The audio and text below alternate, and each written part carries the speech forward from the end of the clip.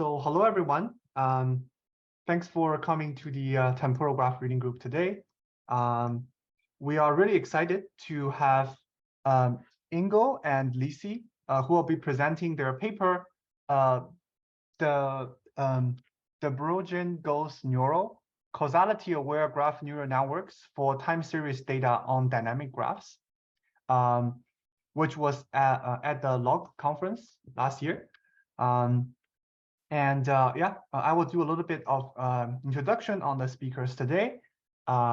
So we have Ingo, who is a full professor for machine learning in complex networks at the Center for Artificial Intelligence and Data Science of Julius Maximilians University Würzburg, Germany, as well as SNSF professor for data analytics at the Department of Computer Science at the University of Zurich, Switzerland.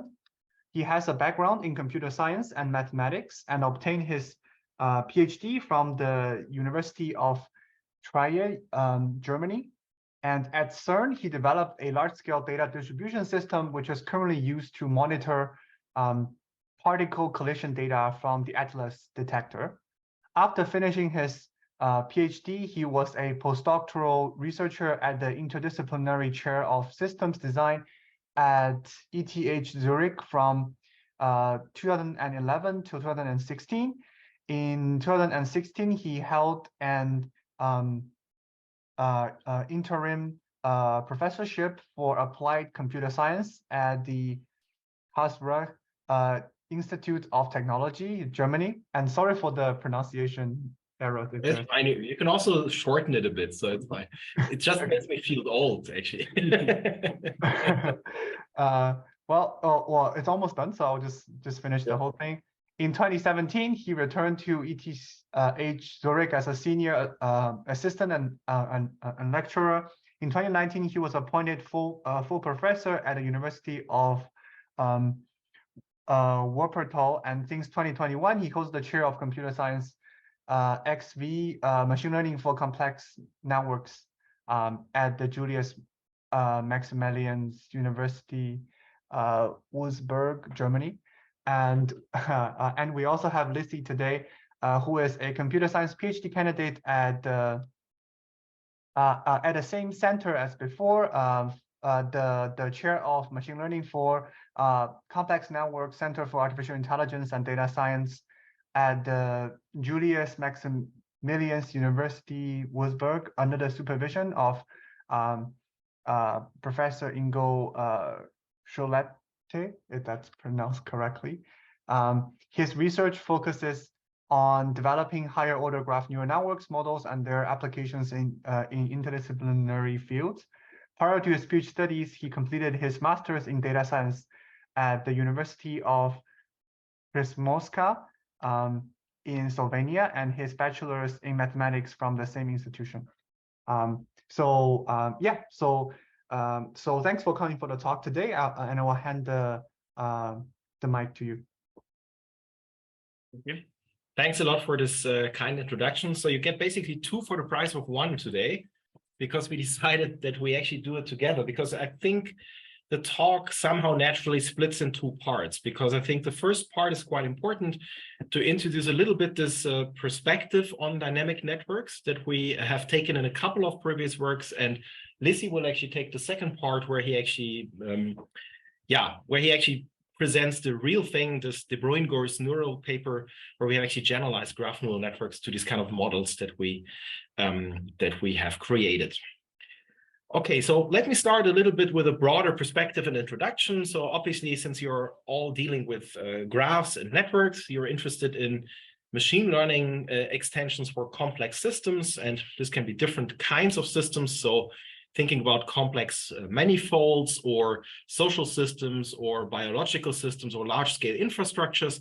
These are all examples for complex systems that we can actually represent in terms of graphs or networks. So this is nice because it gives us a more or less universal mathematical language with which we can basically analyze and represent all of these different systems. So here's a little example. So we do a lot of research on software engineering teams where we also look at time series data, which is actually partly the motivation for looking into timestamp network data. And here is actually an example of an actual data set. You see the graph representation below. So these are email communication relationships between software developers in an open source community. And you see, basically, we typically get these data, these relational data, which we can represent as directed or undirected graphs. And then we can apply all kinds of graph learning techniques to that. So also a bit beyond graph learning in complex system theory, we can use graphs and network representations to study collective dynamics, possibly predicting or even controlling it. We can use link prediction techniques or node similarity scores to develop recommender systems. We can try to automatically infer nodes or edge labels to do, for instance, inference in knowledge graphs to automatically label edges and nodes, or we could also do graph level classification or regression to predict graph properties, for instance, in molecule design. So here's one example, which is actually quite frequent in social network analysis, where we can use, for instance, centrality scores to identify central actors in social networks, or we can, for instance, use clustering techniques to find communities. So if we apply, for instance, a between-us centrality score to this social network here, so here I have scaled the nodes according to their centralities in the directed network. And here you would see, okay, we would identify probably this developer here with the ID 19 as the most central developer. And just as a reminder, between-us centrality basically captures how many shortest path between any pair of nodes passes through any given node. And then we can do a fraction, and that allows us to rank nodes by importance.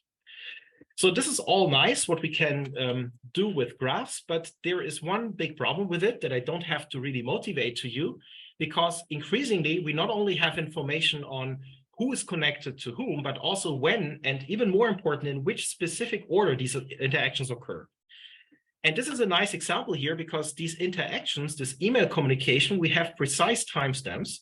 And what is interesting here is if we look at the actual path, shortest path of communication between pairs of developers and how they are basically following the path in time, because they can only move forward in time, we get a completely different view on who's the most central developer through which all of the communication has to pass. You see, in this case, this is actually developer 15, which looks even one of the least central from a topology point of view if we just use between-us centrality.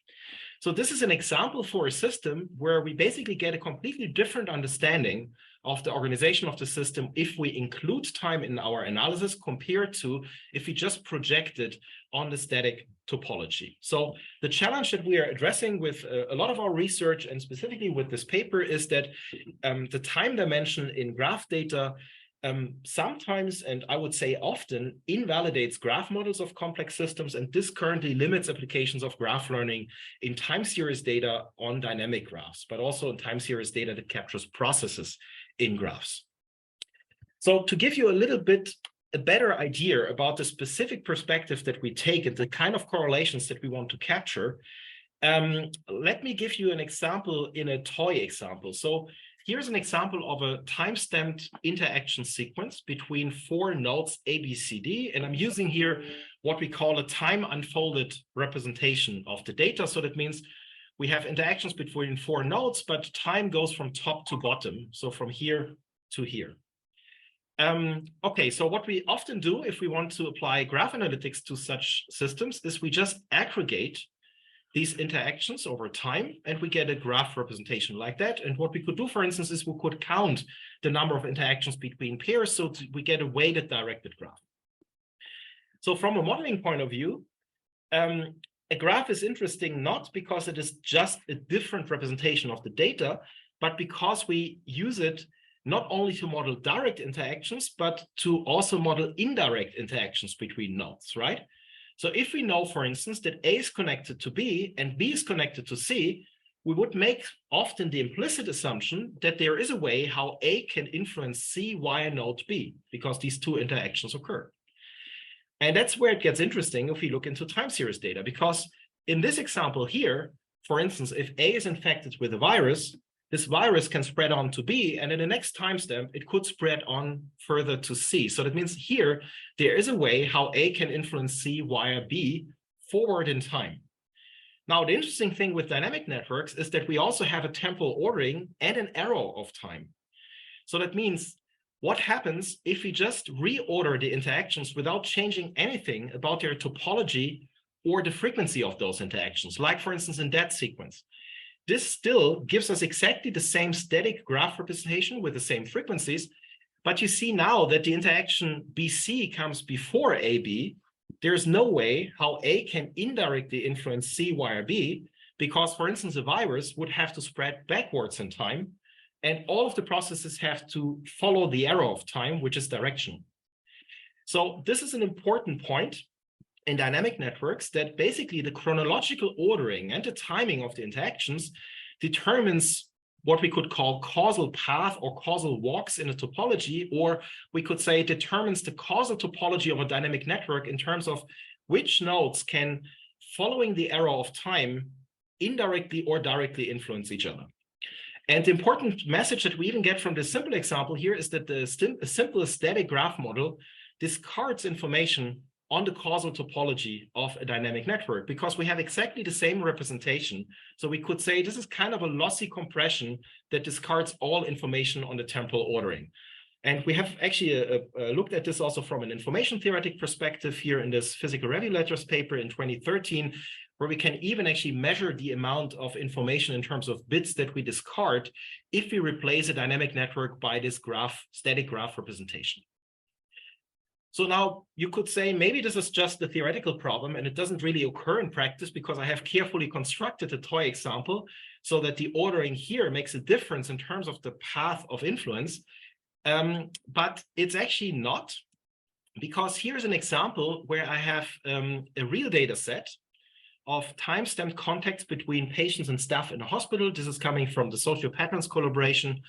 And what we can look at here is we can actually model a dynamical process that has to follow these paths in time in a system, and we can look at the actual dynamic sequence of the interaction. That is what we will see here on the left.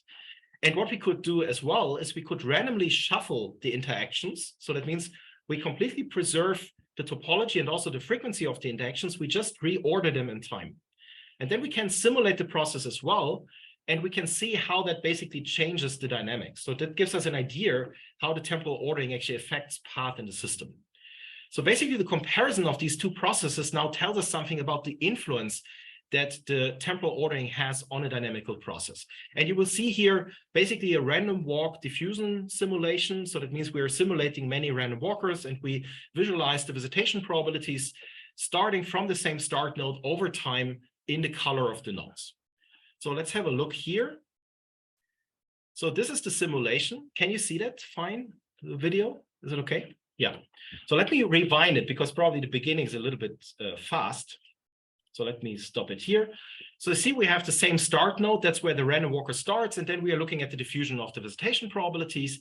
And you see also the dynamics of the interactions. On the right, again, this is shuffled. On the left side, you see the actual interactions.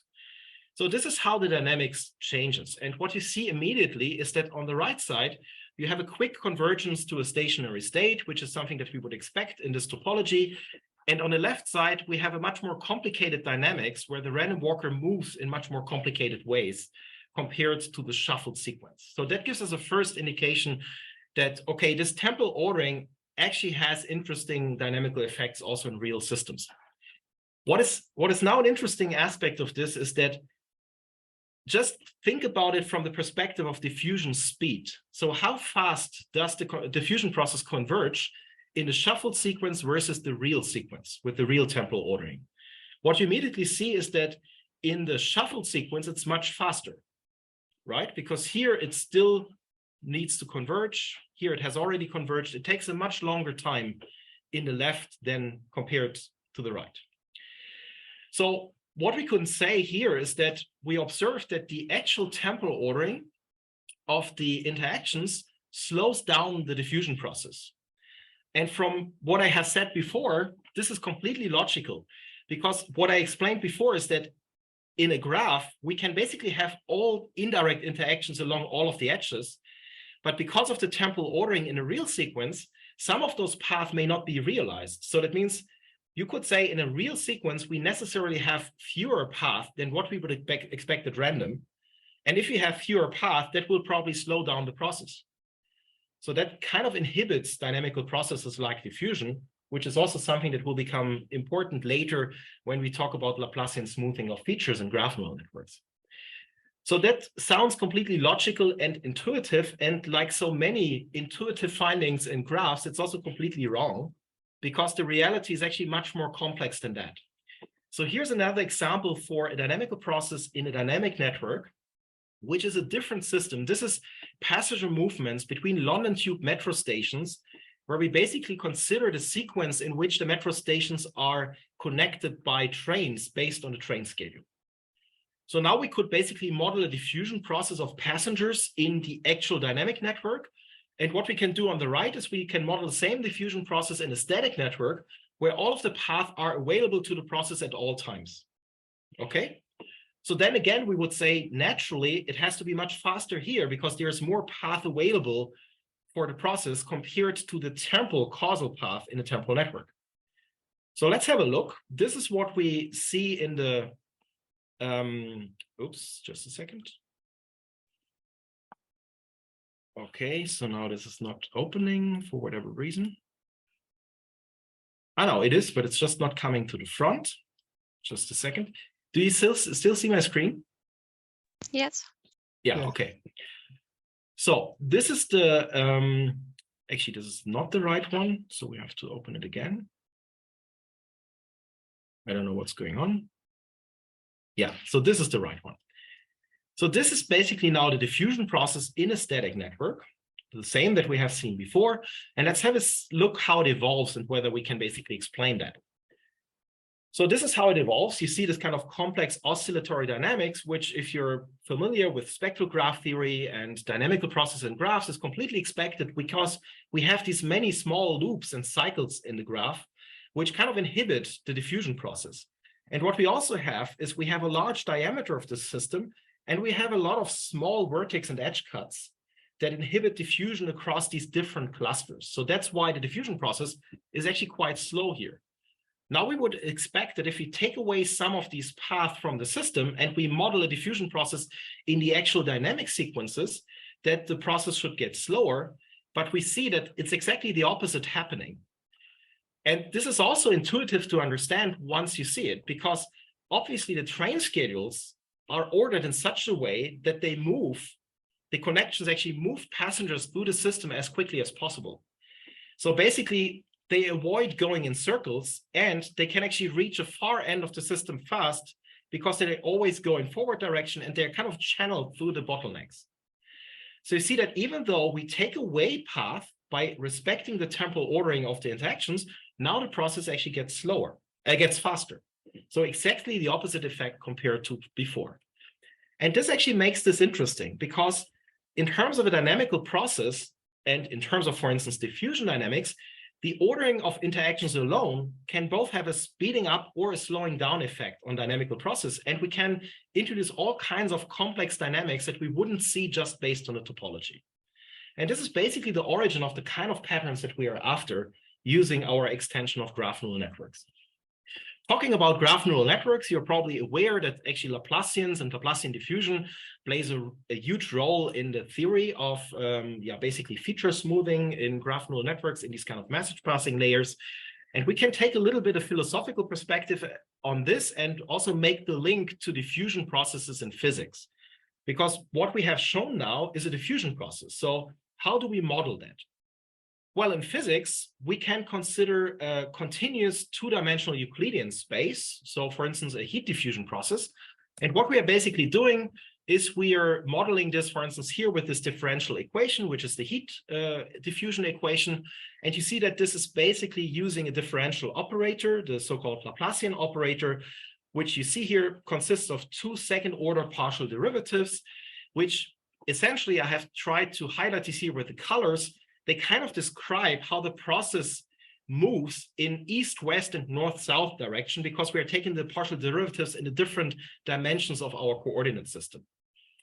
And this is also interesting from the perspective of, for instance, convolutional neural networks, because this Laplacian operator, in terms of a convolution operator, basically captures how a function deviates from the average of the function in a neighborhood around every point, which is, for instance, why we can use this convolution in image data to do an edge detection, which is one of the components of convolutional neural networks that we can use, for instance, for image classification. So that means there are some interesting relations here between modeling dynamical processes in physics and how we are using discretizations of these operators actually in machine learning and deep learning. So, but let's have a look how we can actually generalize this to networks and how this is actually related to what we are interested in terms of dynamic networks. Well, you could say basically what we are doing here with this differential operator is we are basically explaining the diffusion process by decomposing it into the dimensions of the system in the east-west and the north-south direction. And this is somewhat related to philosophical theories of continuous space, where, for instance, Leibniz said that for him, space is just an abstraction that captures all possible relations between bodies. And that's exactly what this Laplacian operator does.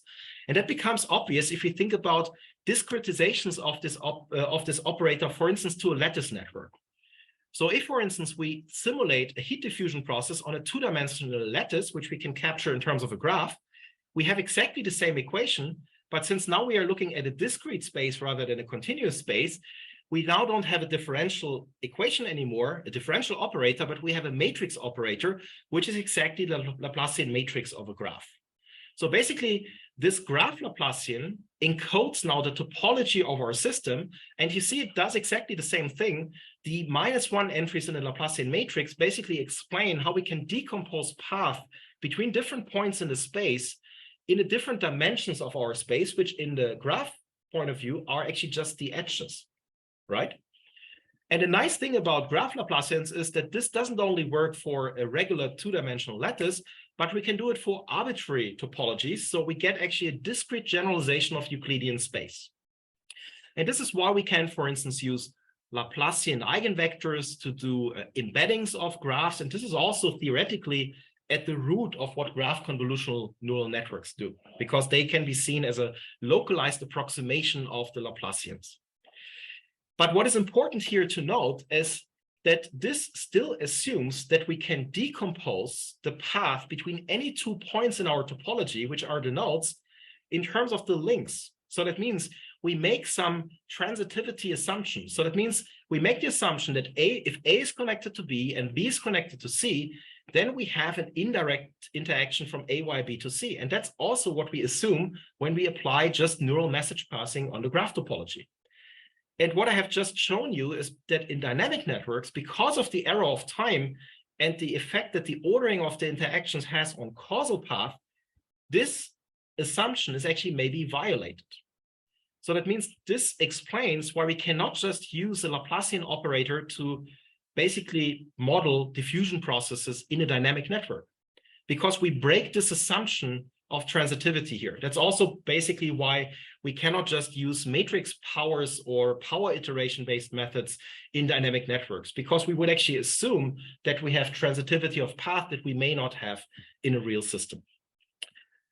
So in a couple of works, we could show that this leads to misleading results if we model epidemic spreading, diffusion processes, if we want to detect cluster patterns, calculate node centralities, look at controllability of processes, or in the last paper that Lisi will present in a moment, also get wrong node classifications and wrong graph representations of dynamic networks.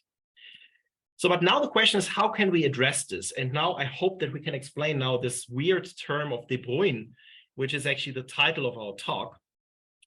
So the first thing to understand, going back to our toy example, is that just because we have a network system doesn't necessarily justify that we should use a graph model. Because we have seen in the example from before that the two sequences of dynamic interactions lead to the same graph model, where one of the graph models was basically justified and the others is not.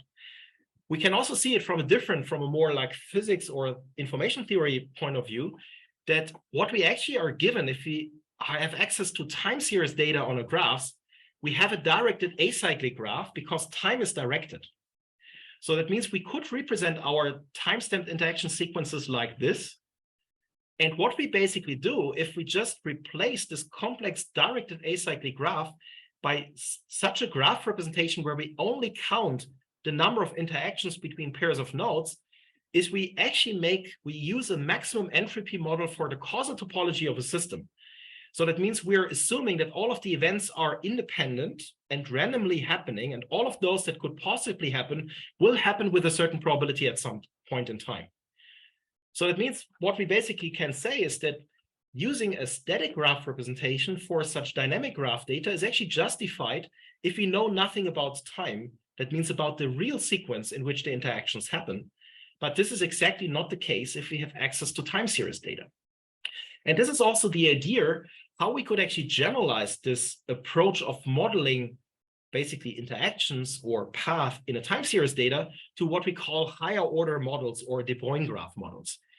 Because what you can see here is that what we basically preserve in the model is we preserve the number of interactions between pairs of nodes, so the links. So we have 8 links between A and B in the left and in the right example. So that means the statistics of the edges.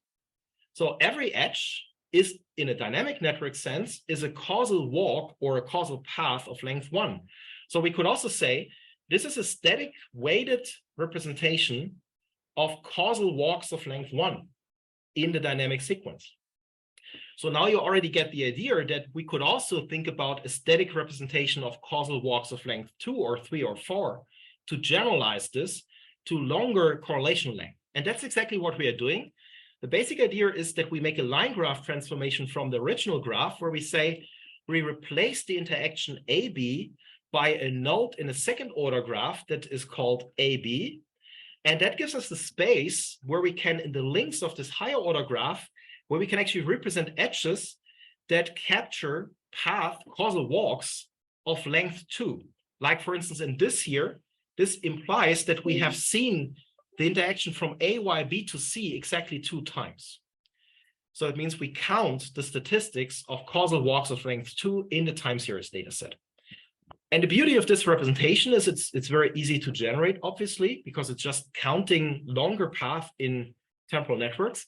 And it's actually the simplest static but time-sensitive representation, because now if we change the ordering of the interactions, the first order representation of the system will stay the same because the statistics of walks of length 1 is not affected by the temporal ordering, but the statistics of walks of length 2 is affected by the temporal ordering. For instance, this different representation already captures that there is no way how A can influence C indirectly via B, because this link is absent.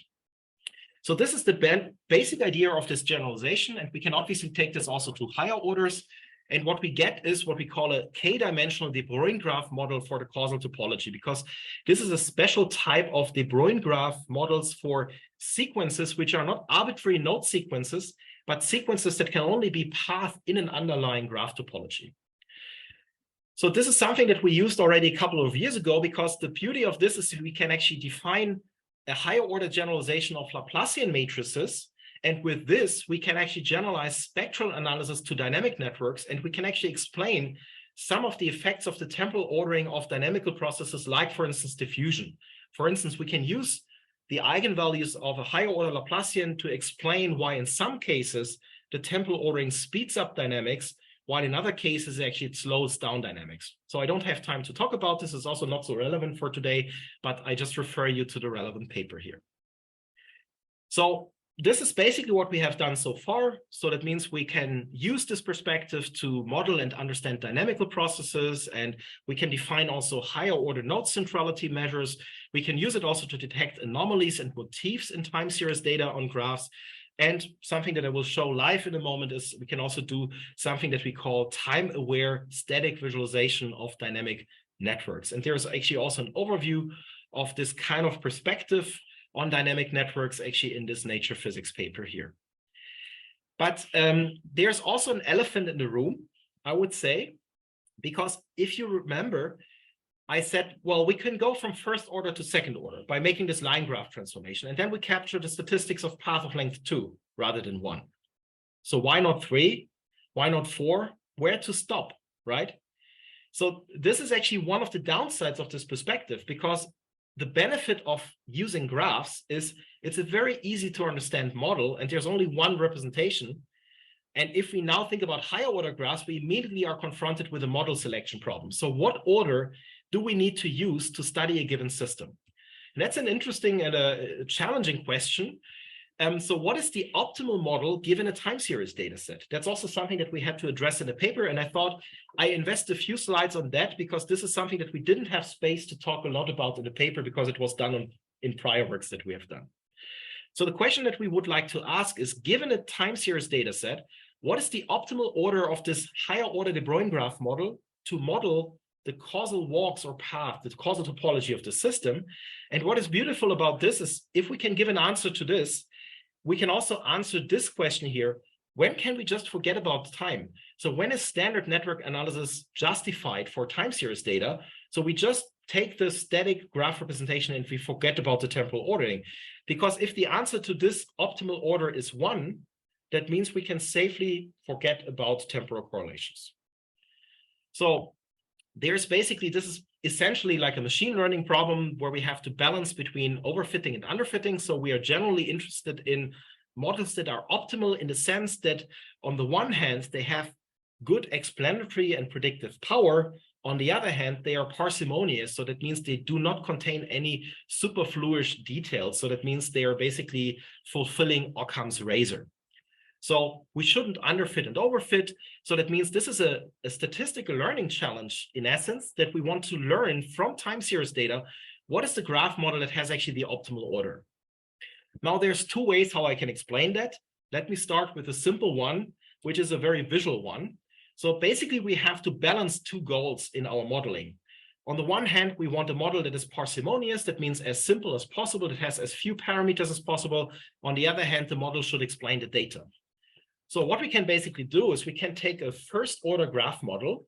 We can turn this into a probabilistic generative model for path that we observe in a time series data set, for instance, by just taking a Markov chain model with transition probabilities. And that allows us to calculate basically a likelihood of the model given the observed path. So that means we can assign a number to the explanatory power. So that's fine. We do this for first order. Now, what we can also do is we can make the model more complex by including second order correlation in our model in something that we call a multi-order model, where we take first and second order correlations at the same time. And you see that this increases the likelihood of the model. So that means we have better explanatory power. Well, the problem with this perspective is that we always, by increasing the number of parameters, we can more closely fit the model to reality. So that means we will always get increases in likelihood the more parameters we introduce. But the good thing is that there is approaches like, for instance, for nested models, we can use a likelihood ratio test where we can basically account for the increase in model complexity and basically balance out the complexity versus the explanatory power. And this is based on, so here is the more formal description of that. This is based on a model selection technique that we have developed, where we basically consider these higher order de Bruijn graph models as probabilistic generative models for causal walks, which allows us to assign a kth order probability for every path that we observe. So basically, for any next step on a path, we say, what is the probability given the k-1 previous steps that we have observed? And that allows us to assign a likelihood to this model. So I said before that we are using multi-order rather than higher order models. And the reason for that is rather simple, because if you would just calculate probabilities based on transition probabilities in a first and a second order model, in this small example here, you see that we basically lose the first transition because we are already starting with a node that is an edge. That means we're accounting for less and less of the data that we want to model, and that necessarily increases the likelihood. So that was actually a challenge for us for some time. So we had actually to develop models that allow us to compare not oranges with apples, basically, so that we basically have the same number of observations that we compare, even if we compare models with different maximum orders. And the approach to do this is to include first and higher order models up to a maximum order. And that allows us to calculate what we call a multi-order probability by basically multiplying these probabilities of multiple layers of these orders. So, and then we can basically calculate a model likelihood and we can maximize this likelihood. So how does this help us? Because maximizing the likelihood will always select the most complex model. Well, we use the fact that the kth order model is actually nested in the parameter space of the k plus first order model. So this is basically, or is actually the opposite. So the k plus first order model is just one point in the parameter space of the more general model. So that means we have model nestedness properties, and that allows us to look at the likelihood ratio test. And we know that then this is distributed according to a chi-square distribution where we can account for the degrees of freedom difference between the models. So that means we can now calculate in a closed form expression the p-value of the null hypothesis that the simpler model is enough to explain the path compared to the more complex model, accounting for the difference in model complexity. So this is a standard result from statistical learning. And this is cool because we have a closed form expression to select the optimal model with this balancing of model complexity in mind.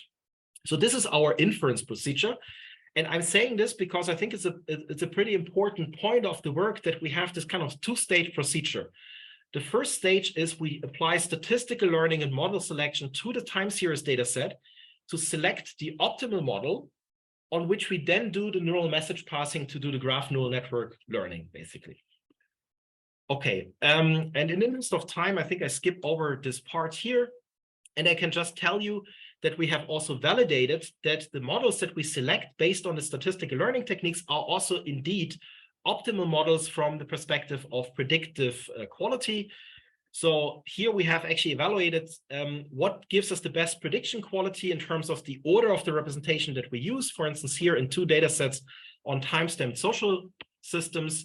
And what we can see is that we basically get a maximization of prediction quality around the order that is actually detected by our method.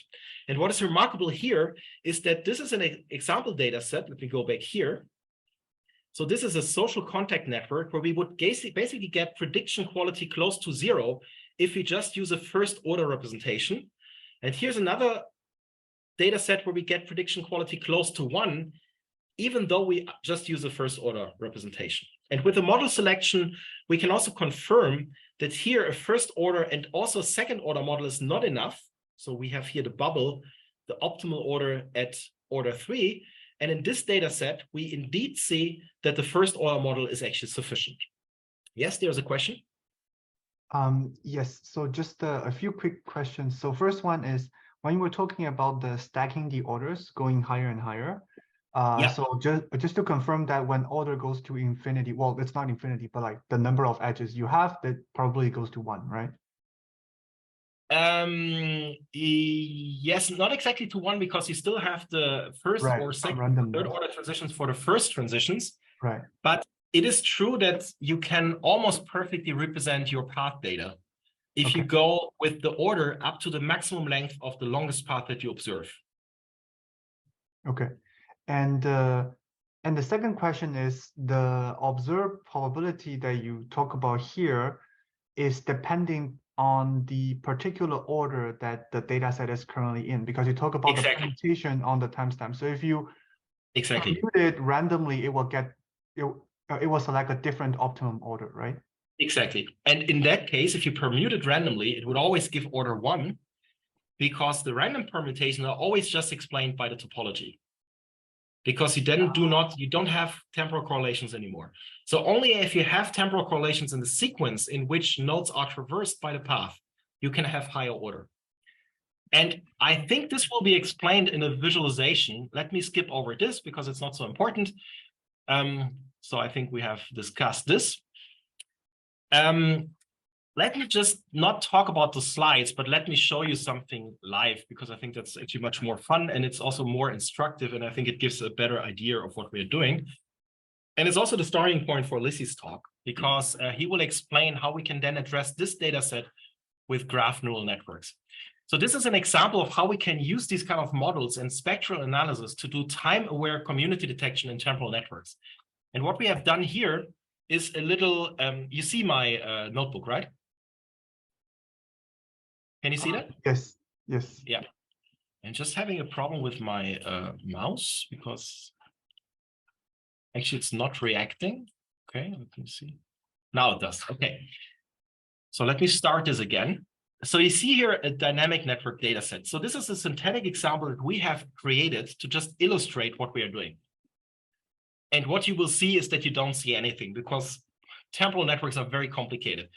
It's very difficult to see a pattern in terms of topology or temporal patterns in such a data set. But let me show you what we get if we just aggregate and look at the first order representation of the static network topology. We have generated it such that this is just a random graph. So there is no pattern in the topology whatsoever. Can you make it full screen? Oh yeah, sorry. Can you make it full screen? Yeah, thanks. Yeah. For some reason, I don't know. I cannot control my browser. Let me just stop. I think it's a problem with the screen sharing, probably. Okay. So maybe you can switch to a different tab or something. Yeah, maybe. I don't know what's going on. Let me just stop the sharing. I think it's a problem with Zoom. Yeah, because now I can control it again. And now let me share just that screen. Maybe that works better. Does this work? Yes. Okay, good. It's much bigger than before. Yeah, thanks. So this is now the static topology, which doesn't contain any pattern. But let me tell you that there is a pattern. And what we can do now is we can generate a random walker that traverses the nodes based on the temporal sequence of the interactions in the temporal network. And I have highlighted here the sequence in which the nodes are traversed, and you probably still don't see a pattern because it looks random. But let me tell you that there is a pattern because what we can also do is we can color the nodes according to 3 clusters that we have synthetically generated. And now if you look long enough, you will see that the random walker will always traverse nodes with the same color in sequence. And the reason for that is that we have introduced a correlation in the temporal ordering of the interactions such that the walker is basically forced into clusters that are not visible in the topology. And it's actually an example how you can have cluster structure in dynamic graphs without having any cluster structure in the topology. And what we can do now is with a second order graph Laplacian, just using the models that we have seen before, we can actually see in the spectrum of this Laplacian, we can see the 3 clusters. You see the distribution of the values of the Fiedler vector here. And today's Star Wars Day, so may the force be with you. So we can actually use force-directed layouts to generate a time-aware visualization where we actually have the forces in the layout act upon the path in the higher order network. And then you see we get a visualization where the clusters are nicely spreading out. So this is a time-aware visualization of a dynamic network that highlights causal topological patterns. And just to basically prove that this is a pattern that only exists in the temporal ordering, I can just shuffle the timestamps and the edges to just randomly permute, as you said. And what you see then is if we repeat this higher order spectral analysis, then the pattern is gone, the spectrum is random, and also the graph layout in the randomized data doesn't show any pattern anymore. And by the way, here's also the demonstration of the model selection. That's how it works in practice. We can just call one function to estimate the order based on this statistical learning technique. And in the real data set, it says the detected optimal order is 2, and it generates a time-aware layout. And if we take it for the shuffled data set, then you see it detects optimal order 1. So it correctly detects that, okay, here you can forget about time because there's no correlations in the temporal ordering of the edges. So a standard visualization is enough. So this is the basic idea. And now the obvious question is, can we generalize this now to graph neural networks? And can we use graph neural networks in these models? And for this part, I would like to move to Lisi, who has actually been the key author on this work. So we continue here. Thank you. Can you see the slides again? I think so. Yes. Okay, thank you. So thank you for the build-up. Now, so as my professor mentioned, that graph neural networks are very good tools to represent for graph representation learning, and also to address various stats like link prediction, node classification, or graph classification. but they're also very good because you can also use the node features and the graph topology at the same time to do this learning. And on the right-hand side, you can see the synthetic data set that was introduced until now. And you can see that if we do a semi-supervised node classification by giving one node from each cluster and using, let's say, GCN for this topology, we will get a random predictions from this model. So this were supposed to be all the nodes of the same red cluster, here yellow and here green. But we can see that GCN doesn't take into account this causal topology of the dynamic graphs. And using this idea, we wanted to generalize the message passing to higher order de Bruijn graphs. So the way that we address this, we define the message passing layer in this kth order de Bruijn graph as defined here. And you can see that now on the right-hand side, we have the second order of the previous model. And this also, after performing the message passing of the kth order de Bruijn graph, it also uses a Laplacian smoothing of the features that follows non-Markovian patterns in dynamic graph. And on the right-hand side, you can see the architecture of this second order message passing, kth order message passing layer. So, so this also allows us to add the node features if we have in the second order or the kth order graph. But for example, if we don't have this in our examples, we use one-hot encoding. But you can, if you're only on the second order de Bruijn graph, then you can use the edge features of the first order as node features for the second order de Bruijn graph. Otherwise, just one-hot encoding. But this architecture only captures the higher the patterns in the causal topology, but it misses the information from the first order topology where you usually have all the node features and the edge features. So to address this problem, we also added a message passing layer also on the first order network, so on the time aggregated network. And then question arises, so how can we combine the first and the higher order representation that we learned?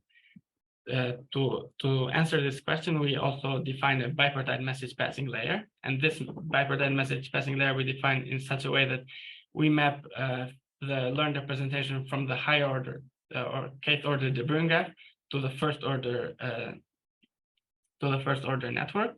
And the way that we define it is, for example, if we have a node DA, it maps to node A. This is done in order, for example, if we interpret the high order Markovian chain, we have a memory of the last node is the last state of the chain. So that's why we pass DA to A. And this is the formal formula for this message passing layer. So we just have addition of the features from the higher order network, also of the first order network. And then after this bipartite message passing layer, we also feed it to a feed-forward neural network for the node classification.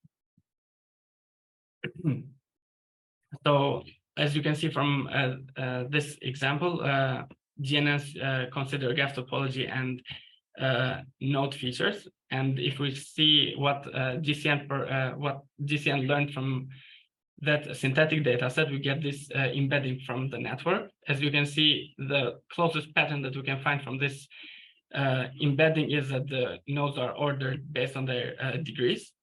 But without any time dimension, it's really not meaningful.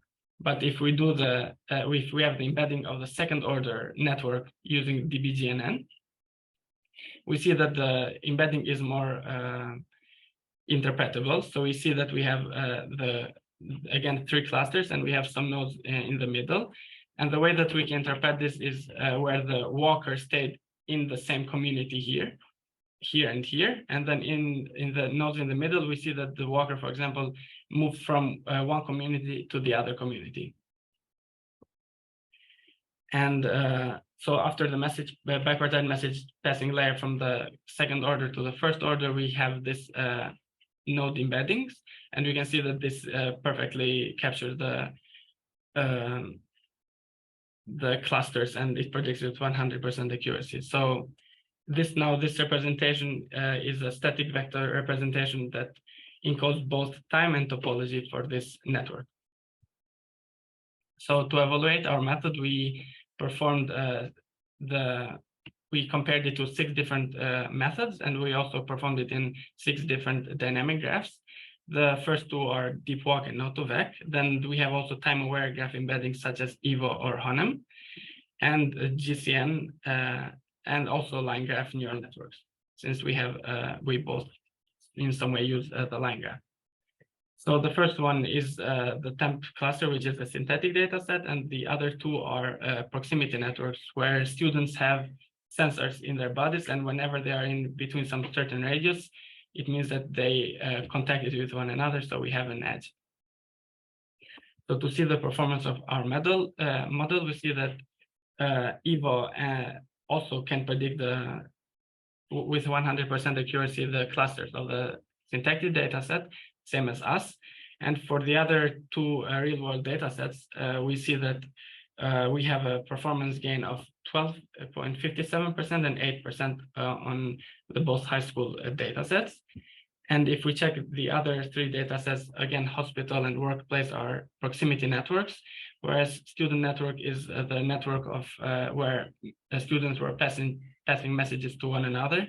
We see that we have performance gains up to 18% on the hospital network, where this had 4 classes for predicting nurses, doctors, administrative staff, and also the patients. So with this, we also conclude our talk. Thank you very much for listening, and we are open to your questions.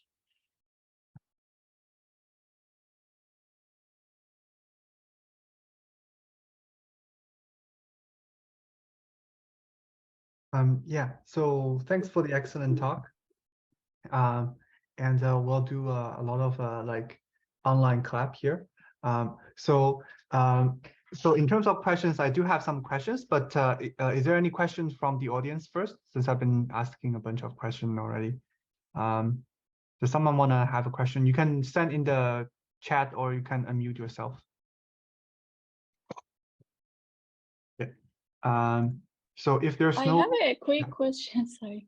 The temp cluster data set that you use for the evaluation here, is it something that you created? Is it based on— can you tell me a little bit about— Yes. I know it's not the main topic of the talk, but— Yeah. So we have synthetically created that to ensure that we have a data set where the only pattern that we can guarantee that the only pattern is just in the temporal ordering. And the way we have done it is we have basically started from a random graph, and then we have basically generated random edge activations in sequence. And then what you can do is you can actually define, you can basically assign, like it had 30 nodes, I believe, and we had basically 3 groups, 10 nodes. So we can basically assign those nodes to clusters. And now what you can do is you can selectively go through the sequence, and you can actually reorder the interactions such that paths that go within the clusters are overrepresented compared to paths that go across clusters. In this way, by basically starting from something that is both in terms of the topological, the topology of the interactions and also the frequency of interactions is completely random, we can guarantee that the only pattern can be in the ordering. And this is basically for us always to test whether actually the method works, if it can actually pick up that pattern again. So this is basically our little toy example, and we can also it also allows us to compare it to, for instance, spectral clustering, which also is able to pick up this pattern. Okay, so it's not related to the temporal SPMs, right? It's a different— Temporal SPM, you mean stochastic block model? Yeah. No, it's actually not. So, but it's a good question whether we could use also a temporal SPM to generate a data set that has only correlations in the temporal ordering rather than its topology or the frequency of the interactions. So this is, quite honestly, this is always a little bit something we struggle with.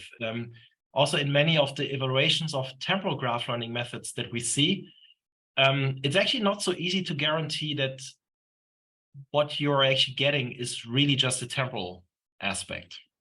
Because also, like in terms of synthetic models, it's actually very easy to have different parameters that, for instance, could generate edges with different frequencies.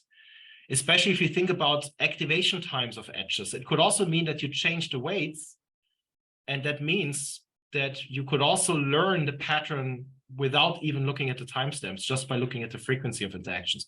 And our approach to do this is we always start with a fixed frequency and with a fixed topology, and we are only allowed to manipulate the temporal ordering. Mm-hmm. That is the basis of this, yeah. Yeah, so we have the same struggle. So I'll check your paper to see how the data is generated. And thank you for the talk. It was really great. Thank you. The data set is also available in GitHub. Mm-hmm. Yeah. Mm-hmm. And and also, like, if you want, you can also share the Jupyter notebook if you have it like somewhere. We can have it on the website so people can. I think this will be the first like interactive notebook. Oh yeah, we can actually. What I have shown you is actually a very shortened version of a more elaborate tutorial that we have given at KDD that also includes the data and the code. Okay. And there's basically an explanation of different steps and also some applications in real data sets. I can share this link with you. Yeah. Mm-hmm. That would be perfect. That's a GitHub repo, yeah. Okay, perfect. And there are some questions from the audience. I think one from Caroline. Are you aware of any, or do you want to ask yourself, Caroline, if your mic works, or I can read the question? Okay, so I will just read the question then. Are you aware of any biological networks, PPI, molecular structure graphs, where your model have shown to work better than first order model? Actually not. So it's something still on our list. We're right now, in fact, currently trying to generalize it also to biological networks. So, and also graph level learning we haven't looked at yet. So we're still in an early stage. Mm-hmm. I can also answer your question, the question about whether we expect certain orders in certain domains of temporal networks, because this is such a cool question, and it's something that we have really thought about a lot, because we actually see that in many social networks and also in many biological networks, we actually observe that the maximum order that we need is in fact 2, which is somehow curious. And what we have seen is that in many of the like engineered network, let's call it like transportation networks, we have orders like 3, 4, 6, 10 even. And we were thinking why this is the case. And I think one possible explanation is to think about what could be possible mechanisms that introduce these correlations with given length. Mm-hmm. Think about it from a social network information sharing perspective. In order to introduce a correlation length of 2, it means that somebody has contacted you with some information, and then you contact someone next. And you make this dependent on from whom that information was. That is perfectly reasonable, right? If you are contacted from someone from your family, you're more likely to contact next someone from your family, because probably that's information that flows only in a limited circle compared to work colleagues, for instance. But it's a bit harder to imagine that you would make your next contact dependent on from whom the person that you got it from, because that would basically require some non-local knowledge. So that's, I think, one possible explanation, while in many, let's say, completely distributed, decentralized systems, we actually see order 2 as very important, but not things above that. And this is obviously different for transportation networks, because they're globally optimized, like the schedules, to have much longer correlations, because they should channel everything through the system as fast as possible. That could be an explanation why we see higher orders there. So it's also an aspect of optimization that goes into that. Yeah, if I might add, for example, the hospital data set, there you have order 3, because, for example, the patients usually go to the administrative staff first, and then the administrative staff send them to the nurses or the doctors. So we have more steps in between. That's why you have also higher order there. So there's a process that is defined that people follow. Yeah. Yeah. I would be curious to see something like a citation network. What would be the order? So because sometimes you can have very long chains of paper citation all the way back, but then sometimes it could be just like the most recent papers, right? So it's actually great that you asked this. In the paper that you see on the right, okay. this Nature Physics paper, one of our colleagues, Martin Roswal, they have studied citation networks. And they have basically studied citation flows between journals and the pathways in which information is basically moved between journals. And there they also found higher order correlations, which is also easy to interpret because a biology paper citing a biology paper that is published in Nature, that Nature paper will more likely cite another biology paper, right? But then there's other papers from other disciplines in Nature, and the information flow is also contained within the discipline. And that's something that is expressed in terms of higher order correlations also in citation path, basically. Mm-hmm. Yeah, sounds good. So I'm happy to discuss more, but we are at the end of our here, and just for the sake of time, we can wrap up for now. But I'm definitely interested to learn more like offline, and also I'm collecting a large temporal graph benchmark similar to like PGB style, and will be released probably in June, beginning of June or mid-June. So I'll probably have a talk then about it. But I think it'll be interesting to see what across different domains, what are the order for that. And also, I guess it also suggests if you have a different order, then you might need a different family of models that are specialized to deal with these kind of sequences. Like the traffic networks, I would expect them to require different kind of models than the social networks, just because they have much more like temporal dependency in a sense. Yeah. So definitely happy to discuss that. And yeah. So thanks so much for the talk again, and let's thank the speaker again. And so have a nice week, everyone. Thank you so much for the invitation. Thank you very much. Thank you. Thanks for the presentation. Bye. Thank you. Bye-bye. Bye.